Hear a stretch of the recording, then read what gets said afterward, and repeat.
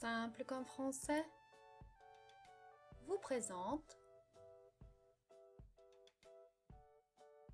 les genres littéraires. Voyons les différents genres littéraires. La poésie, le théâtre, le roman, le biographique, la littérature d'idées. Premièrement, la poésie.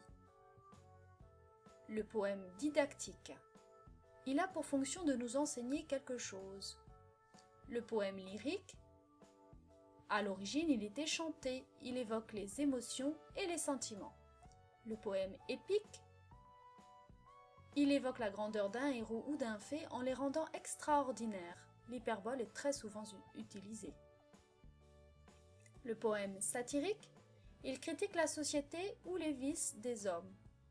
Les sous-genres poétiques, la fable, qui est une fiction avec une morale, l'élégie, c'est un poème lyrique et mélancolique, et l'ode, qui est un poème lyrique au sujet grave. Le théâtre. Le théâtre se décompose en tragédie, par exemple la tragédie grecque, la tragédie classique, la tragicomédie, la comédie de mœurs, de caractère ou d'intrigue, la farce et le vaudeville, le drame, exemple le drame romantique, et à partir du XXe siècle, ces appellations sont de moins en moins utilisées, on parle plutôt de pièces.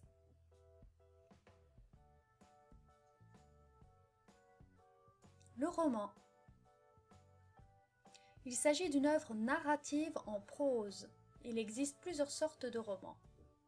Psychologique, où il y a une importance dans les caractères des personnages, historique, avec un cadre d'une époque réelle, régionaliste, avec un cadre local, fantastique, avec des éléments surnaturels, épistolaire, avec une correspondance, c'est-à-dire par des lettres.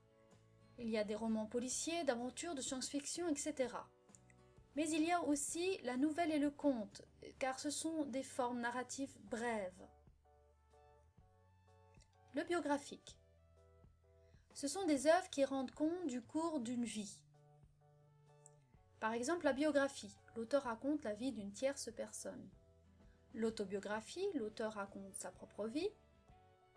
Le journal intime, ce sont des textes écrits quotidiennement non destinés à être publiés normalement. Les mémoires, l'auteur raconte les événements historiques dont il a été témoin ou acteur. La littérature d'idées.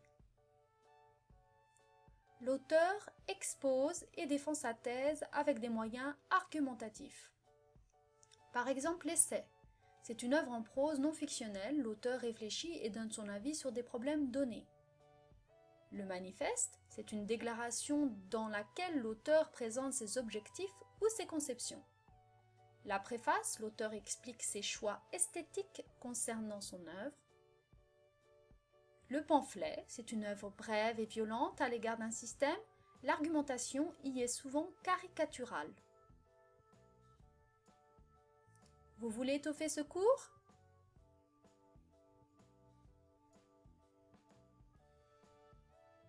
Simple comme français vous propose d'entrer en contact avec un enseignant en ligne à un tarif défiant toute concurrence. Alors rendez-vous sur simplecomfrançais.fr.